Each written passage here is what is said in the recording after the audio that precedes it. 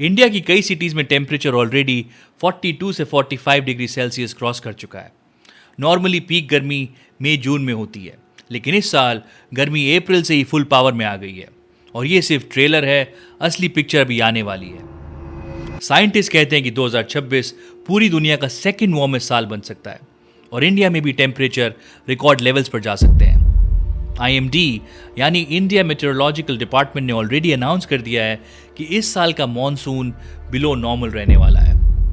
अप्रैल से जून के बीच east India, north east India और नॉर्थ वेस्ट इंडिया में above normal heat wave days आने वाले हैं। और सबसे बुरी बात यह है कि रातें भी ठंडी नहीं होंगी। IMD ने कहा कि वार्म नाइट कंडीशंस भी होने वाली है, मतलब दिन में 44 डिग्रीज और रात में भी चैन नहीं। सोते वक्त भी गर्मी, उठते वक्त भी गर्मी, पंखा चले तो गर्म हवा और AC चले तो बिजली बिल। और ये सिर्फ डिस्कम्फर्ट नहीं है, ये हेल्थ रिस्क है, स्पेशली बुजुर्ग, बच्चे, खेत में काम करने वाले किसान, आउटडोर्स वर्कर्स और जो पहले से बीमार हैं। और साथ में इलेक्ट्रिसिटी ग्रिड्स पर प्रेशर बढ़ रहा है, पानी की डिमांड बढ़ रही है और खेतों में फसल सूख रही है। अब सवाल यह है, ये गर्मी इतनी ज़्यादा क्यों है? इसका आंसर है एल नीनो। एल नीनो कोई नया दुश्मन नहीं है। एल नीनो एक स्पेनिश वर्ड है, इसका मतलब होता है द लिटिल बॉय या द क्राइस्ट चाइल्ड।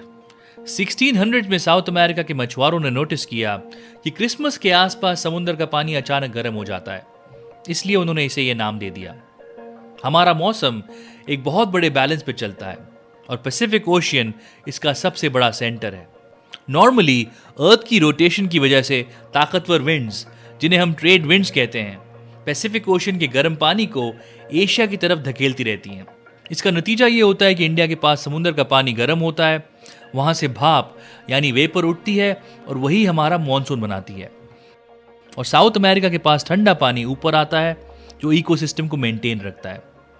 लेकिन कभी कभी ये ट्रेड विंड्स कमज़ोर पड़ जाती हैं या रुक जाती हैं।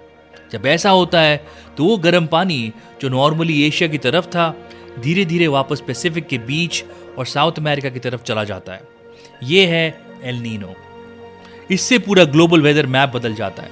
बारिश के बादल जो इंडिया के ऊपर बनने चाहिए थे, अब वो समुद्र के बीच में बनने लगते हैं। तो सिंपल भाषा में, जब समुद्र का पानी नॉर्मल से ज़्यादा गर्म हो जाता है तो पूरी दुनिया का मौसम डिस्टर्ब हो जाता है और इस वजह से पूरे वर्ल्ड का वेदर पैटर्न बदल जाता है। इंडिया में ये मॉनसून को कमज़ोर कर देता है, हीट वेव्स बढ़ा देता है और ड्रॉट यानी सूखा ला सकता है। लेकिन साइंटिस्ट के मुताबिक इस साल का एल नीनो अलग है। साइंटिस्ट इसे स्ट्रॉन्ग इवेंट बोल रहे हैं और कुछ जगहों पर सुपर एल नीनो का नाम भी यूज़ किया जा रहा है। ये तब होता है जब पैसिफिक ओशन का टेम्परेचर नॉर्मल से 2 डिग्री सेल्सियस या उससे ज़्यादा बढ़ जाए। 2026 में यही हो रहा है। WMO यानी वर्ल्ड मेट्रोलॉजिकल ऑर्गेनाइजेशन और हमारा अपना IMD वार्निंग दे रहा है कि ये इवेंट अनप्रेसिडेंटेड हो सकता है।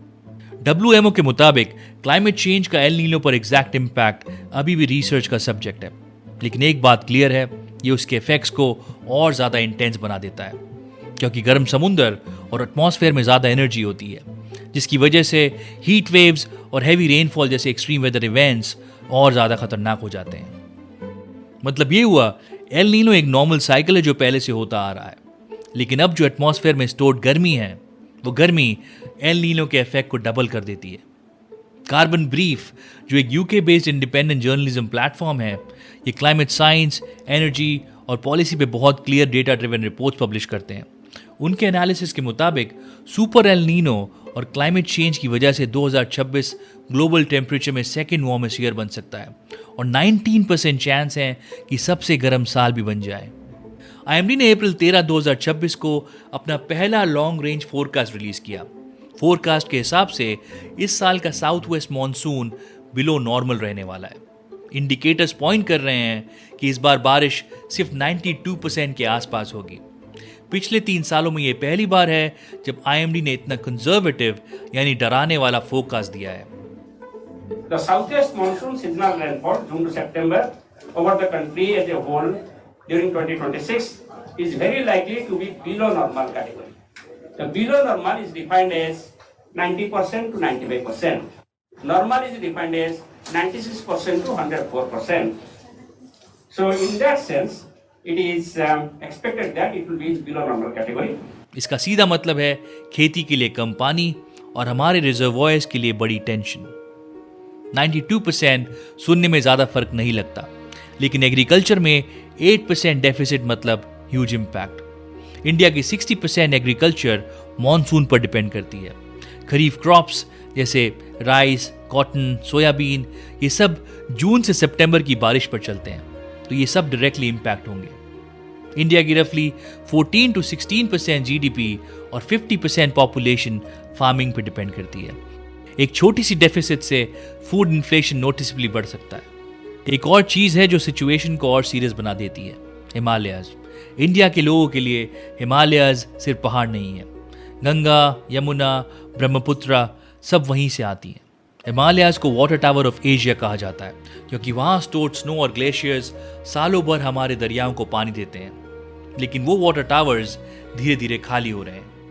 International centre for integrated mountain development की 2025 स्नो अपडेट रिपोर्ट के मुताबिक हिंदू कुश हिमालय रीजन में स्नो परसिस्टेंस यानी कितने टाइम तक बर्फ जमीन पर रहती है 23 साल के लोवेस्ट लेवल पर आ गई है।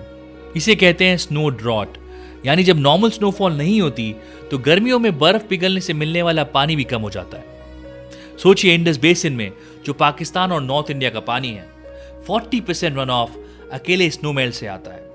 ग्लेशियर से 7 गुना ज्यादा स्नो से पानी आता है। अगर स्नो नहीं तो पानी नहीं। यूनाइटेड नेशन यूनिवर्सिटी ने जनवरी 2026 में एक लैंडमार्क रिपोर्ट रिलीज की। Today, the United Nations University Institute for Water, Environment and Health is releasing our flagship report, Global Water Bankruptcy: Living Beyond Our Hydrological Means in the Post-Crisis Era. दुनिया water bankruptcy की तरफ बढ़ रही है, यानी जितना nature refill कर सकती है हम उससे ज्यादा पानी ले रहे हैं। अब बात करते हैं इस गर्मी का आपके घर पर क्या असर पड़ेगा। खाना महंगा हो सकता है, बिलो नॉर्मल मॉनसून मतलब फसल पे प्रेशर। नंबर 2, बिजली बिल बढ़ेगा। गर्मी ज्यादा, एसी और कूलर ज्यादा, बिजली डिमांड ज्यादा, ग्रिड पर प्रेशर ज्यादा और प्राइस ज्यादा। Number 3, water crisis. Heat wave में इवेपोरेशन ज्यादा होता है, लेक्स, रिजर्वॉयर्स, ग्राउंड वाटर सब पे प्रेशर। हम जानते हैं कई शहर ऑलरेडी वाटर राशनिंग झेल रहे हैं। Number 4, health crisis. Heat wave से हीट एग्जॉशन, हीट स्ट्रोक हो सकता है। गवर्नमेंट ने हीट एक्शन प्लान्स बनाए हैं, लेकिन सवाल यह है इम्प्लीमेंटेशन कितना स्ट्रांग है। क्या हमारी लोकल बॉडीज तैयार है? क्या स्कूल्स ने गर्मी से पहले स्केड्यूल चेंज किया?